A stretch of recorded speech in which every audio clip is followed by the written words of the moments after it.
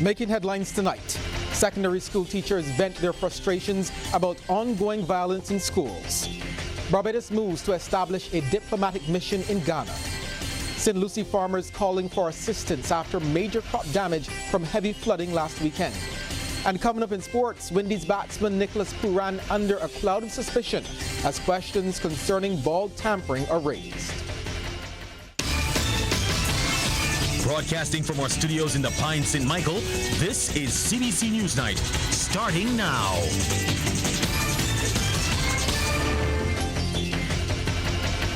Hi, I'm Shane Jones, leading the news at 7.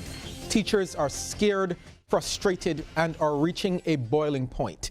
These feelings were expressed when members of the Barbados Secondary Teachers Union met this afternoon at Solidarity House. Soon after public schools were closed at midday, teachers began filing into Solidarity House and quickly filled up the Sir Hugh Springer Auditorium for their meeting to discuss the way forward in the aftermath of Friday's deadly incident at the Frederick Smith Secondary School. BSTU President Marianne Redmond stressed that the day's activities would not be just a talk shop, but a session where solutions would be recommended and submitted to the Ministry of Education. She says the signs of something horrible happening were lingering for quite a while. Ms. Redmond says teachers need stronger support from police officers who she says have been slow to act in cases involving students because they do not want to criminalize the children. Principals were also given a tongue lashing. Too often, some principals have absconded from their role of disciplinary enforcement in the schools, having devolved all responsibility in that regard to overworked senior teachers or year heads, whose powers are mocked in the school. That is our reality. The comparative luxury of now comfortable air-conditioned principals' offices must be periodically abandoned, and principals must again walk the corridors and take control of their schools. Teachers also gave emotionally charged first-hand accounts of what was happening in the schools, making the point that there are gangs there.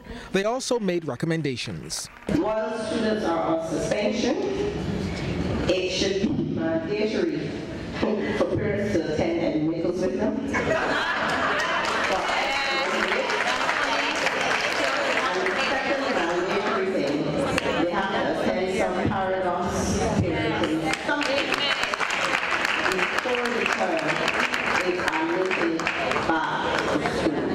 One teacher who was at Foundation School at the time of the 1985 stabbing, which led to the death of a female student, believes that information must be made available about pupils who are prone to violent behavior.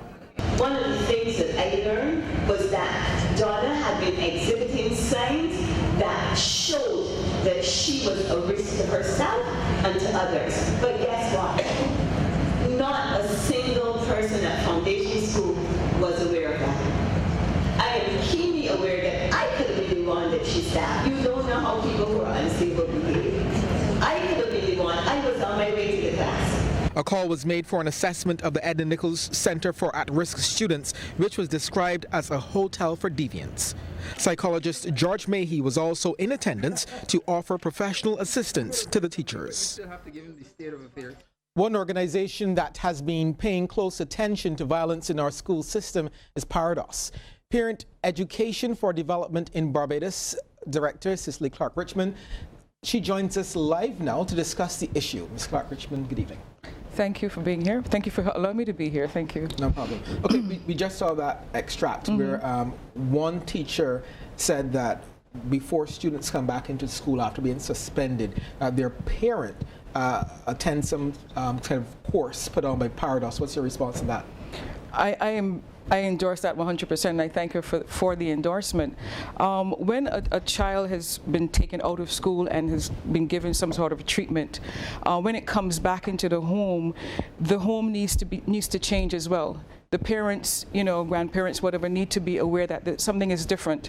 And so therefore, you can't just bring the child back and everything continues as normal. You need to be able to help that child. So Paradise is there, willing and able to assist parents in helping them to understand the challenges that the child may have been experiencing and the changes and how they can help to guide that child to get back on track. Yeah. As a conversation we have in our household a lot now, because we're preparing to send our son to school.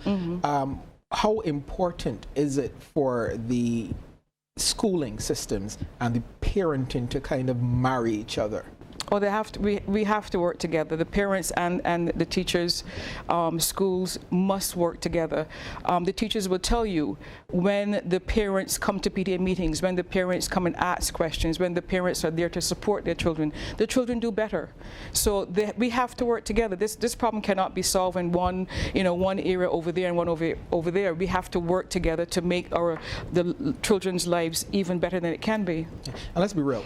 What happens in situations when a child goes to school, all the systems are in place, there are great extracurricular activities to foster positive learning, and then they go home into an environment that a negative kind of thing is being perpetuated in the household, and sometimes the parents are even encouraging them not to continue the things happening at school. What do you do then?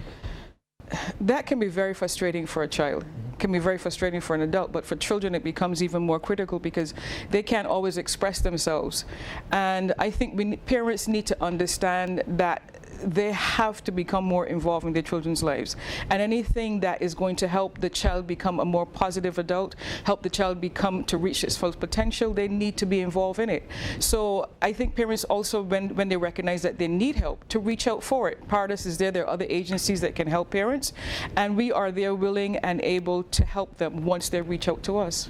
Coming out of the meeting today, some teachers of secondary schools, I know you're talking about positive help for these kids. Some teachers at secondary schools are saying they're so afraid, they want more help from the police. What they're saying is that police a lot of the time defer incidents back to the schools because they do not want to criminalize someone that's 13 years old. But the teachers are saying you do nothing then, and when they're 16, they're criminals. So is that child lost? What do you do?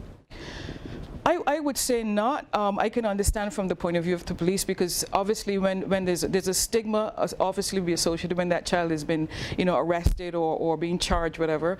So the thing is that what you need to do is to help that child wherever you possibly can. Psychiatrists, psychologists, teachers come together, parents come together and try to see if they can help that child before he becomes another statistics along the way. Are parents forthcoming, saying they want help, or is it that you have more or less have to identify something is happening and then try to offer assistance? What's the situation? Well, at Paradise, we've been receiving a lot of calls daily of parents wanting help, reaching out for help. Wonderful. So we're trying our best to help. We would like to do more. We obviously need the support, but people can reach out to us anytime they want to. Thank you so much for joining us. You're welcome. Okay, wonderful. Cicely Clark-Richmond, the director of Paradise. One secondary school principal believes last week's fatal incident should be seen as an indication to adults across all segments of society to do even more to help young people. Principal of the Dighton Griffith School, Anthony Aline, made the comments after receiving donations from Old Scholars who were victorious in the recently concluded Bragging Rights tournament. They presented 5 desktop computers, a water cooler, football gear, 2 BIMAP scholarships, and a Harris Paints voucher. It also makes me feel that we as adults need to redouble our efforts, not just those within schools, but those within agencies, those within communities, those within homes, those within churches, because at the end of the day, it is really about our young people. And regardless of how we got here or who we think is to blame, each of us, wherever we are, have to play our part to try to do the best we can for these young people so they can see that there are alternatives and better ways.